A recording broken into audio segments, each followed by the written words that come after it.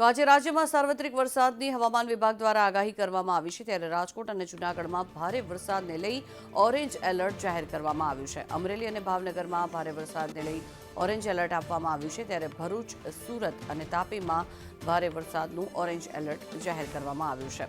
નવસારી, ડાંગ અને વલસાડમાં પણ ભારે વરસાદને લઈ ઓરેન્જ એલર્ટ અને દમણ અને દાદરા નગરમાં પણ ઓરેન્જ એલર્ટ આપવામાં આવ્યું છે.